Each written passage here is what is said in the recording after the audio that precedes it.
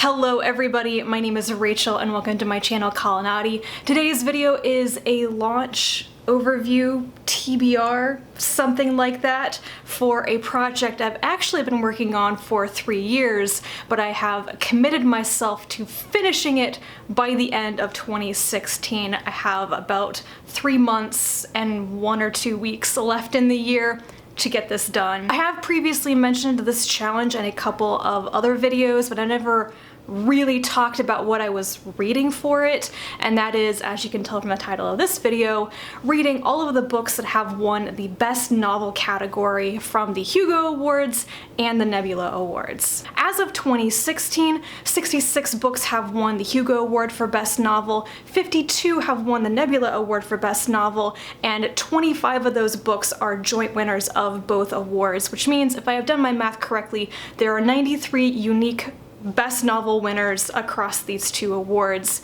And as of today, September 17th, when I'm filming this, I have read all but 31 of them. So this is a pretty straightforward project. I'm gonna read 31 books by the end of this year, and at the end of September, October, November, and December, I'm going to do a wrap-up video of all of the Best Novel winners that I read in each of those months. And then in early January, hopefully, I will do a video about all of the winners, my favorites, my least favorites, the ones that I have DNF'd, and just overall thoughts on having read almost every single one.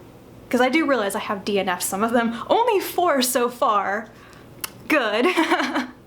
But clearly I will have opinions by the end of this project. The rest of this video is just going to be a quick list of the 31 books I have to read by the end of the year. So here we go. Of the joint winners, I have only 1 left to read, and that is Startide Rising by David Brin. I have 14 Hugo Award winners left to read. We have Waystation by Clifford D. Simak. This is also known as Here Gather the Stars. Stand on Zanzibar by John Brunner. The Demolished Man by Alfred Bester. The Man in the High Castle by Philip K. Dick. Green Mars and Blue Mars by Kim Stanley Robinson, books 2 and 3 in the Mars trilogy. A Deepness in the Sky by Werner Vinge.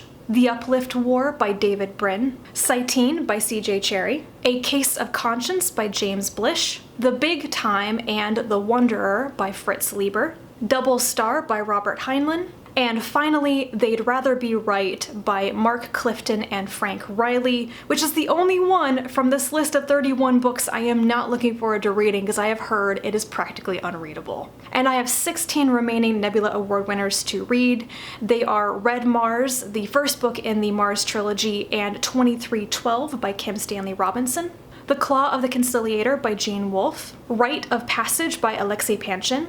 Parable of the Talents by Octavia Butler. Stations of the Tide by Michael Swanwick. Slow River by Nicola Griffith. Timescape by Gregory Benford. A Time of Changes by Robert Silverberg. The Moon and the Sun by Vonda McIntyre. Darwin's Radio and Moving Mars by Greg Bear. The Healer's War by Elizabeth Ann Scarborough. Powers by Ursula K. Le Guin. The Quantum Rose by Catherine Asaro.